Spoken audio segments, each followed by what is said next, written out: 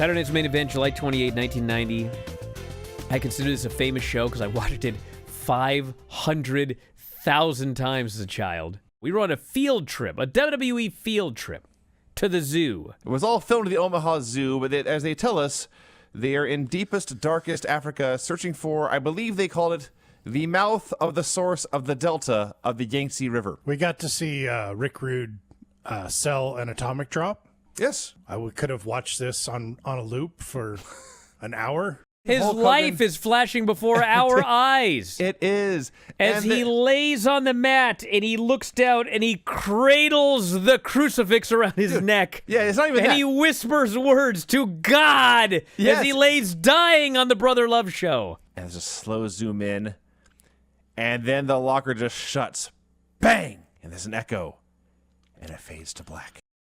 Write a short haiku on a memory of Brian's beard. So, Granny, you have chosen haiku. How did I get that haikai then? I don't even know what it is. I don't know either, Granny. I don't know how you got that haikai. Haikai. It's a haiku. He said he won't shave until he gets his vaccine. What a liar, bro. It was not lying. Lying is when you intentionally attempt to deceive. Life got in the way. That's what happened. Your wife got in the way, not My life. wife and MJF teamed up. So many jokes. That guy, she said, who said that thing about the pubes, he had a point. I'm just thinking about that hyena, and I just figured out what it was. That haiit? Haiit. Or whatever. Haiku! Beard, beard, beard, beard, beard. Beard, beard, beard, beard. Beard, beard, beard. Beard, beard, beard, beard, beard. You're an idiot. Okay. Okay.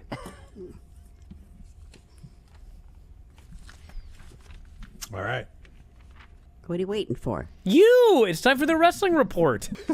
Okay. 1989, SummerSlam, Thanksgiving night. Thanksgiving night SummerSlam? SummerSlam. Why would there be a SummerSlam in November?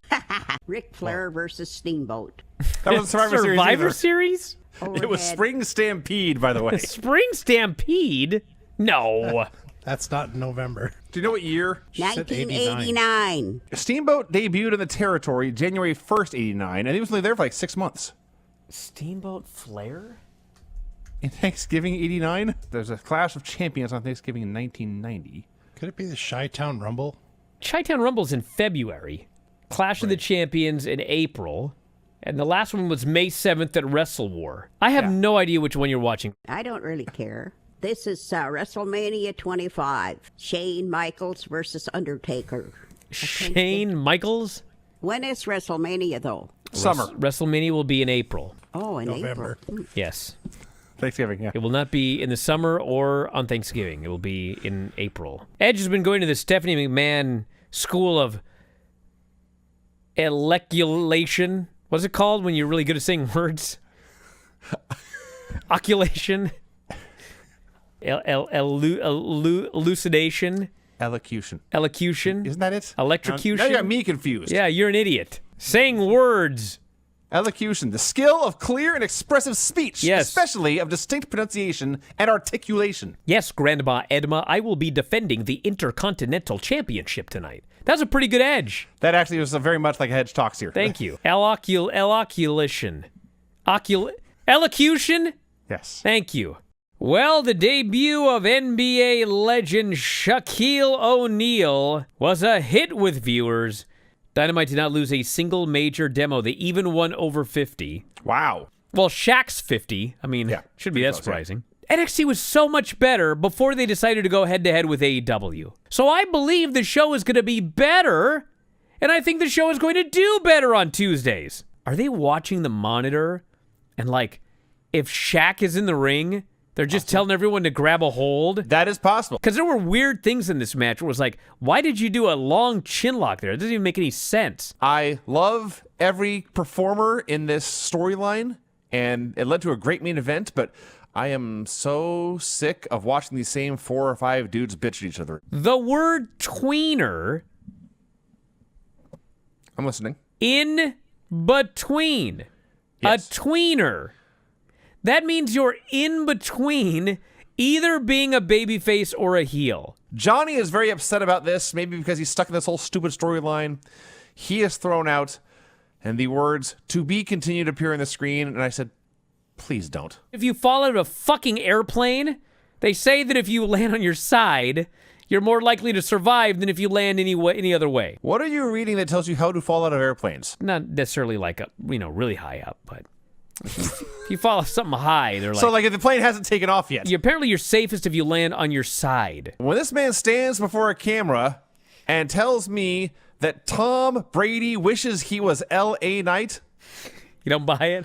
You're a geek. We got another Miz. He does a great job talking. He's a good inoculator.